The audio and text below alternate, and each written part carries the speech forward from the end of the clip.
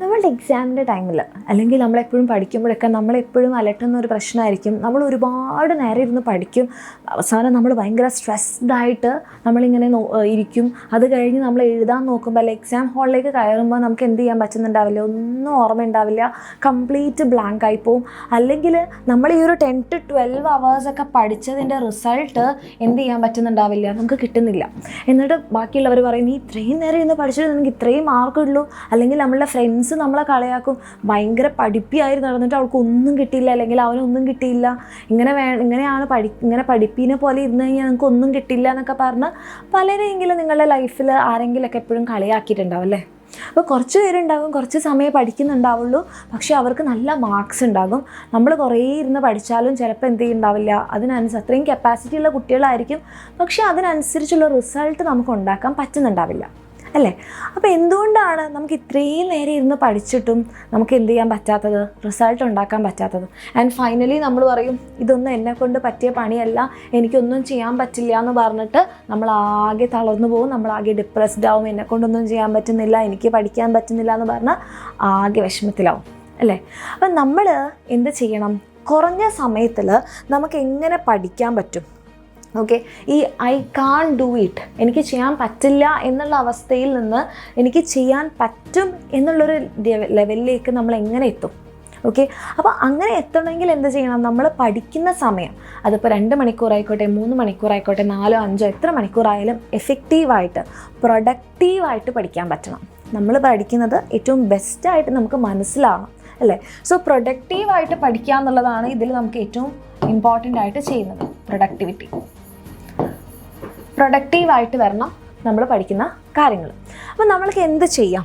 Okay, ഈ ഒരു കുറഞ്ഞ സമയത്തിൽ നമ്മൾ ഒരുപാട് നേരം ഒന്നും ഇരുന്ന് പഠിച്ചിട്ടില്ലെങ്കിലും കുറഞ്ഞ സമയത്തിൽ എങ്ങനെ നമുക്ക് കൂടുതൽ കാര്യങ്ങൾ പഠിക്കാം, ആ പഠിക്കുന്ന കാര്യങ്ങൾ നമുക്ക് നന്നായിട്ട് റീപ്രൊഡ്യൂസ് ചെയ്യാൻ പറ്റാം, അതിന് എന്തൊക്കെ കാര്യങ്ങൾ ചെയ്യാൻ പറ്റും, അതാണ് നമ്മൾ ഇന്നത്തെ വീഡിയോയിൽ പറയുന്നത്. ഓക്കെ, അപ്പോൾ നിങ്ങൾ ഈ പറയുന്ന ടിപ്സൊക്കെ നിങ്ങൾ തന്നെ പ്രാക്ടീസ് ചെയ്ത് നോക്കുക. കുറേ കാര്യങ്ങൾ നിങ്ങൾക്ക് അറിയുന്നതായിരിക്കും, എന്നാലും നിങ്ങൾ എന്ത് ചെയ്യുക, നിങ്ങളുടെ ലൈഫിൽ പ്രാക്ടീസ് ചെയ്ത് നോക്കുക. ചിലപ്പോൾ നിങ്ങൾക്ക് വർക്കാവും. നിങ്ങൾ ഇതുവരെ ചെയ്തില്ലായിരുന്നെങ്കിൽ നിങ്ങൾക്ക് ഇത് വർക്കാവും, ഷുവറായിട്ടും വർക്കാവും. ഓക്കെ, സോ ഫസ്റ്റ് നമ്മളെല്ലാവരും എപ്പോഴും പറയുന്നത് പോലെ ലൊക്കേഷൻ ഓഫ് യുവർ സ്റ്റഡി. നിങ്ങൾ എവിടെ ഇരുന്നാണ് പഠിക്കുന്നത്? നിങ്ങൾ ഒട്ടും ലൈറ്റൊന്നുമില്ല, ഏതെങ്കിലും ഒരു കോർണറിൽ നിങ്ങളിങ്ങനെ ഇരിക്കുകയാണ്, അല്ലെങ്കിൽ കുഞ്ഞു മടങ്ങിയൊക്കെ ഇരിക്കുകയാണ്, നിങ്ങളൊരു 10 to 12 hours ഇരുന്ന് പഠിച്ചെങ്കിലും ഒരു കാര്യം ഉണ്ടാവില്ല. അതിലാകെ ഒരു 1 hour കാര്യം മാത്രമേ എന്ത് ചെയ്തിട്ടുണ്ടാവുള്ളൂ, നിങ്ങളുടെ തലയിലേക്ക് കയറിയിട്ടുണ്ടാവുള്ളൂ. കാരണം നമ്മൾ പഠിക്കുന്ന സ്റ്റഡി ഏരിയയ്ക്ക് വളരെ ഇമ്പോർട്ടൻസ് ഉണ്ട്. നമ്മൾ നന്നായിട്ട് പഠിച്ചത് നമുക്ക് റീകോൾ ചെയ്യാൻ പറ്റുന്നതിൽ. ഓക്കെ, കാരണം എന്താണെന്ന് പറഞ്ഞാൽ നമ്മൾ പഠിക്കുന്ന സമയത്ത് എന്താണ്, നമ്മളുടെ ബ്രെയിനാണ് വർക്ക് ചെയ്യുന്നത്. അപ്പോൾ നമ്മളുടെ ബ്രെയിനിന് ഏറ്റവും നല്ല ശുദ്ധവായു, നല്ല ഓക്സിജനും നല്ല എയറേഷനൊക്കെ ഉള്ള സ്ഥലത്ത്, നല്ലതായിട്ട് എയറേഷനൊക്കെ ഉള്ള സ്ഥലത്തല്ല നിങ്ങൾ പഠിക്കുന്നതെന്നുണ്ടെങ്കിൽ അതെന്ത് ചെയ്യും, നമ്മളുടെ ബ്രെയിനിൻ്റെ ആ ഒരു നമ്മൾ ആ കാര്യങ്ങൾ പഠിക്കുന്ന കാര്യങ്ങൾ മനസ്സിലാക്കി എടുക്കുന്ന ആ ഒരു കാര്യത്തിന് എഫക്റ്റ് ചെയ്യും.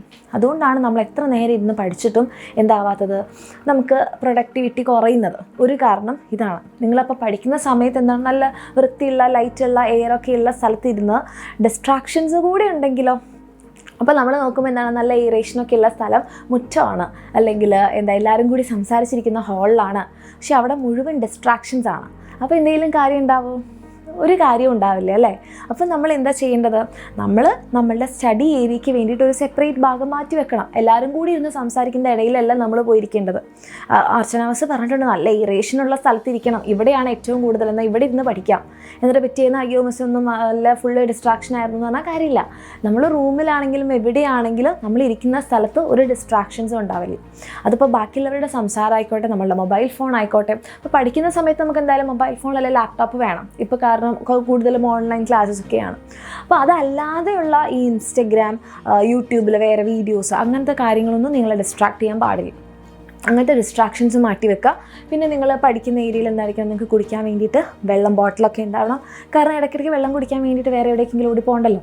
സോ ഇങ്ങനത്തെ കാര്യങ്ങളൊക്കെ റെഡിയാക്കി വെച്ചിട്ട് നിങ്ങൾക്ക് ഏതൊക്കെ ബുക്സാണോ പഠിക്കേണ്ടത്, നോട്ട്സ് എഴുതാൻ പെന്ന് കാര്യങ്ങളൊക്കെ റെഡിയാക്കി വെച്ചിട്ട് നമ്മൾ റെഡി ആയിട്ട് വേണം പഠിക്കാൻ പോകാൻ.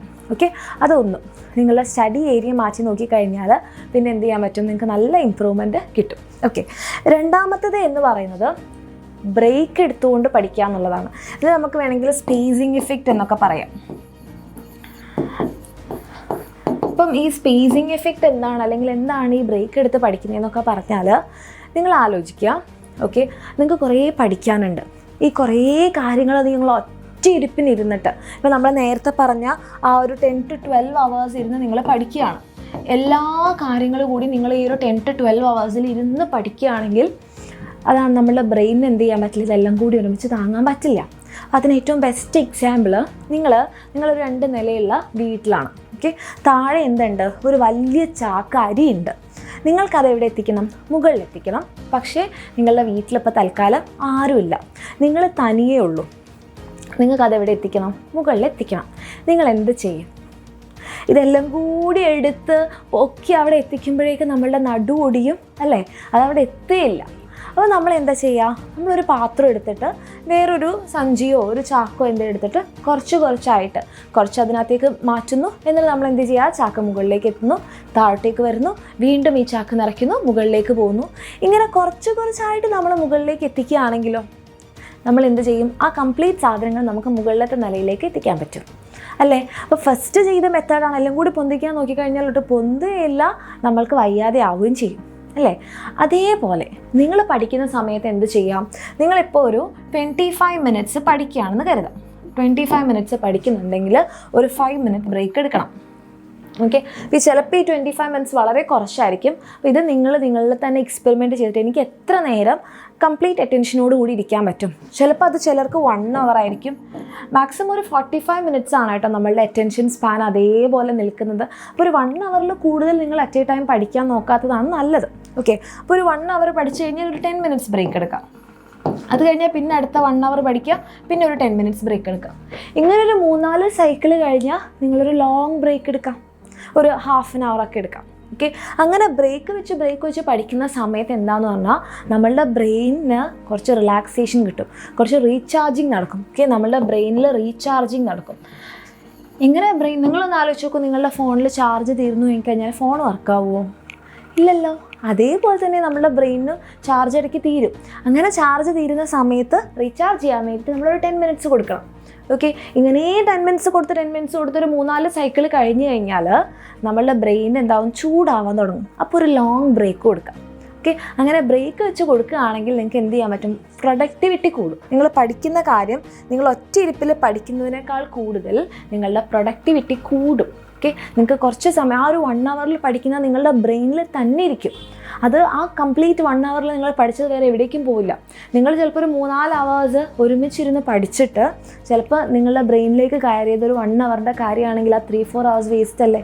പക്ഷേ ഇങ്ങനെ നിങ്ങൾ ബ്രേക്ക് ഇട്ട് പഠിക്കുകയാണെങ്കിൽ എന്താ, നമ്മൾ ആ പഠിക്കുന്ന 1 hour കാര്യം ബ്രെയിനിൽ തന്നെ ഇരിക്കും. ഓക്കെ, സോ അങ്ങനെ ചെയ്യാം. അപ്പോൾ രണ്ടാമത്തെ നമ്മളുടെ സ്പേസിങ് എഫക്റ്റാണ്. അപ്പോൾ വേണ്ട സമയത്ത് ഏറ്റവും നന്നായിട്ട് തന്നെ ബ്രേക്ക് എടുക്കാം.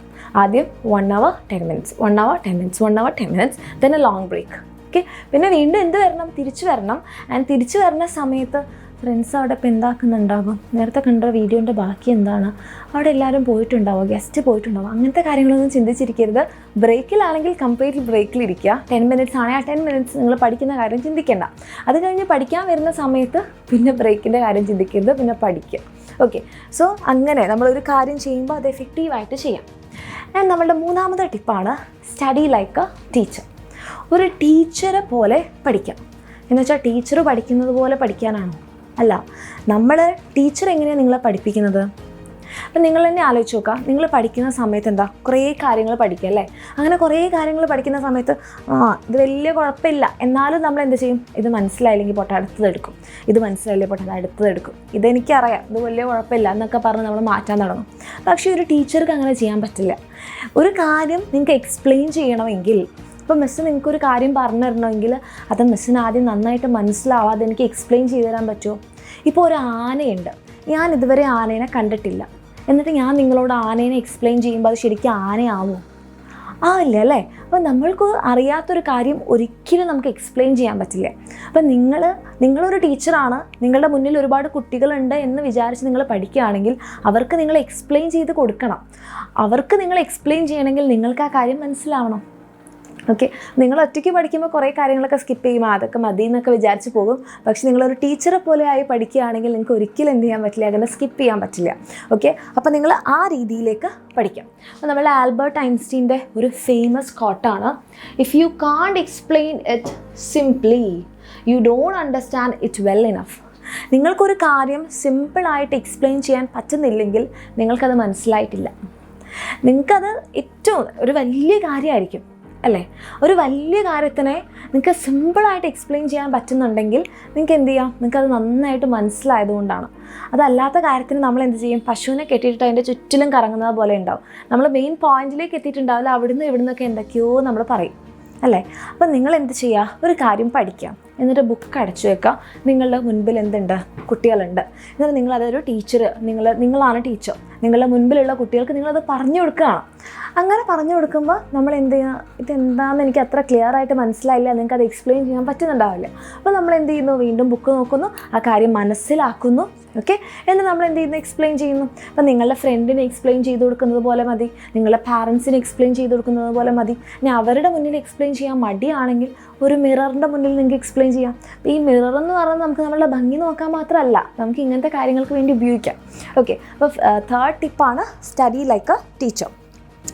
ദെൻ ഒരു എഫക്റ്റീവായിട്ടുള്ളൊരു ടിപ്പാണിത്. അതായത് നിങ്ങൾ എന്ത് ചെയ്യുക, ക്വസ്റ്റ്യൻസ് നിങ്ങളോട് തന്നെ ചോദിക്കാം. അപ്പം നമ്മൾ ചില സമയത്ത് എന്ത് ചെയ്യും, പഠിക്കുന്ന സമയത്ത് നോട്ട്സ് പ്രിപ്പയർ ചെയ്യും അല്ലേ. ആ നോട്ട്സ് നിങ്ങളിങ്ങനെ പാരഗ്രാഫ് കണക്കിന് എഴുതുന്നതിന് പകരം നിങ്ങൾ എന്ത് ചെയ്യുക, കാര്യം മനസ്സിലാക്കുക.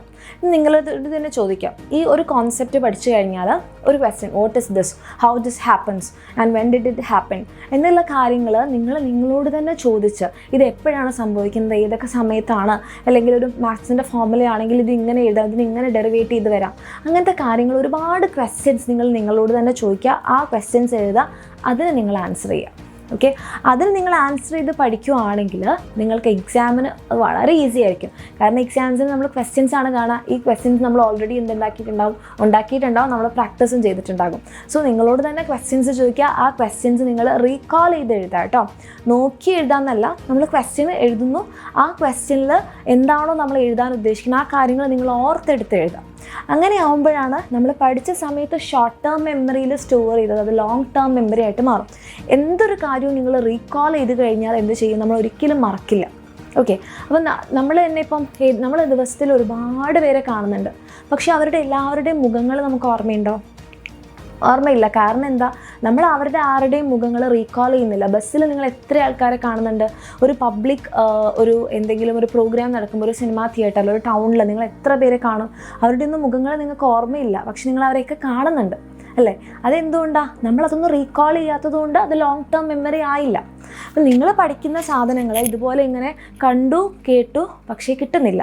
ആ ലെവലിലേക്ക് നിങ്ങൾ പോവാതിരിക്കണമെങ്കിൽ എന്ത് ചെയ്യണം, അത് റീകോൾ ചെയ്യണം. ഓക്കെ, അപ്പം അത് ഓർത്തെടുത്ത് തന്നെ എഴുതാൻ വേണ്ടി നോക്കുക. അപ്പോൾ നമുക്ക് മനസ്സിലാവും എവിടെയാണ് സ്റ്റക്കായി പോകുന്നത്, ഇത് മാറ്റിക്കഴിഞ്ഞെങ്കിൽ എനിക്ക് ബെസ്റ്റായിട്ട് ചെയ്യാൻ പറ്റും. അപ്പോൾ ആ കാര്യങ്ങൾ ഒന്നുകൂടി പഠിക്കുക, റീകോൾ ചെയ്യുക, എഴുതുക. അപ്പോൾ നമ്മൾ എക്സാമിന് ഒരു കാരണവശാലും മറക്കില്ല. അതാണ് നമ്മളുടെ ഫോർത്ത് ടിപ്പ്. ഇനി നിങ്ങൾക്ക് ചെയ്യാൻ പറ്റുന്നൊരു കാര്യം ഒരു സർപ്രൈസിങ് ആയിട്ടുള്ളൊരു ടെക്നിക്കാണ്. ഓക്കെ, അതായത് സെറ്റ് ഡെഡ് ലൈൻസ് സെറ്റ് ചെയ്യുക എന്നുള്ളതാണ്. Set dead lines. ഈ ഡെഡ് ലൈൻസ് എന്ന് പറയുമ്പം എന്താ പറയുക, ഇതിന് തീർന്നിട്ടില്ലെങ്കിൽ പ്രശ്നമാണ്, അങ്ങനെ നിങ്ങൾ പ്രഷറൈസ് ചെയ്യാനുള്ള ഡെഡ് ലൈൻസ് അല്ല. ഇപ്പം നമ്മൾ ഒരു 1 hour പഠിക്കുകയാണ്, നമ്മൾ എന്ത് ചെയ്യുക, നമ്മളുടെ മൊബൈൽ ഫോണോ വാച്ചോ ഏതിലെങ്കിലും അലാം വെക്കുക. ഓക്കെ, ഇപ്പം നിങ്ങളൊരു 12-നാണ് ഇരിക്കുന്നതെന്നുണ്ടെങ്കിൽ 1 PM വരെ നിങ്ങൾ ഇരിക്കുക. ഇത്രയും സമയത്തിനുള്ളിൽ ഞാൻ പഠിച്ച് തീർക്കും എന്നുള്ളൊരു ഡെഡ് ലൈൻ വെക്കുക. അങ്ങനെ നിങ്ങൾ ഡെഡ് ലൈൻ വെച്ച് പഠിക്കുകയാണെങ്കിൽ നിങ്ങളത് ആ സമയത്തിനുള്ളിൽ തന്നെ കംപ്ലീറ്റ് ചെയ്യും. അത് നമ്മൾ വിചാരിക്കുന്നത് പോലെയല്ല, അത് വളരെ സർപ്രൈസിങ് ആയിട്ടുള്ളൊരു കാര്യമാണ്. അത് തീർന്നിരിക്കും. കാരണം നമ്മൾക്ക് സമയമുണ്ട്, ഇതിന്ന് പഠിച്ചാൽ മതി എന്നുണ്ടെങ്കിൽ നിങ്ങൾ ആ 1 hour പഠിക്കേണ്ട കാര്യം നിങ്ങൾ ഒരു ദിവസം എടുത്താലും പഠിച്ചു തീരില്ല. അപ്പോൾ നമ്മൾ ഈ സമയത്ത് തന്നെ പഠിച്ചു തീർക്കണം എന്നൊരു ഡെഡ് ലൈൻ സെറ്റ് ചെയ്യുകയാണെങ്കിൽ അത് അന്ന് തന്നെ തീരും. ഇതിനൊരു ഫേമസ് കോട്ടിങ്ങും പറയുന്നുണ്ട്. അതായത് work expands so as to fill the time available for its completion. നമ്മൾക്ക് എത്ര സമയം കിട്ടുന്നോ അത്രയും കൂടുതൽ ആ വർക്ക് ഇങ്ങനെ എക്സ്പാൻഡ് ചെയ്ത് വരും, തീരില്ല. അപ്പോൾ ഇന്നൊരു ദിവസം മുഴുവൻ സമയം ഉണ്ടെങ്കിൽ ഇന്നൊരു ദിവസം മുഴുവൻ നിങ്ങളൊരു കോൺസെപ്റ്റ് പഠിച്ചുകൊണ്ടിരിക്കും. അതല്ല ഈ ഒരു മണിക്കൂറിൽ നിങ്ങൾക്കിത് തീർക്കണം എന്നുണ്ടെങ്കിൽ അതവിടെ തീരുകയും ചെയ്യും. സോ ഡെഡ് ലൈൻസ് വെച്ച് അല്ലെങ്കിൽ ഒരു സ്റ്റോപ്പ് വാച്ച് വെച്ചിട്ട് എങ്ങാനും പഠിക്കാനിരിക്കുകയാണെങ്കിൽ നമ്മളത് ആ സമയത്ത് തന്നെ ഏറ്റവും പെർഫെക്റ്റ് ആയിട്ട് തന്നെ പഠിക്കും. ആ സമയത്ത് വേറെ ഒന്നും നമ്മൾ എന്ത് ചെയ്യില്ല, നമ്മളെ ഡിസ്റ്റർബ് ചെയ്യില്ല. കാരണം ഇത് ഈ സമയത്ത് തീർക്കണം അല്ലേ. ഇത് ഈ സമയത്ത് നമ്മളിപ്പം സ്കൂളിൽ പോകുന്നുണ്ടല്ലേ, സ്കൂളിൽ പോകുമ്പോൾ ഈ സമയത്ത് സ്കൂളിൽ എത്തണം. 9 മണിക്കാണെങ്കിൽ 9 മണിക്ക് സ്കൂളിൽ എത്തണം എന്നുള്ളതുകൊണ്ടാണ് നമ്മളപ്പോൾ എത്തുന്നത്. നിങ്ങളെ ഇഷ്ടമുള്ള സമയത്തിന് വന്നു എന്ന് പറഞ്ഞാൽ നിങ്ങൾ കുറേ പേര് 10 മണിക്കെത്തും, കുറേ പേര് 11 മണിക്കെത്തും, നിങ്ങൾക്ക് തോന്നിയ സമയത്തെത്തും അല്ലേ. അവിടെ ഒരു ഡെഡ് ലൈൻ വെച്ചതുകൊണ്ടാണ് നിങ്ങൾ ആ കറക്റ്റ് സമയത്ത് എത്തിയത്. അതേപോലെ നിങ്ങൾ പഠിക്കുന്ന കാര്യങ്ങളിൽ ഡെഡ് ലൈൻസ് സെറ്റ് ചെയ്യുക, നന്നായിട്ട് പഠിക്കാൻ പറ്റും.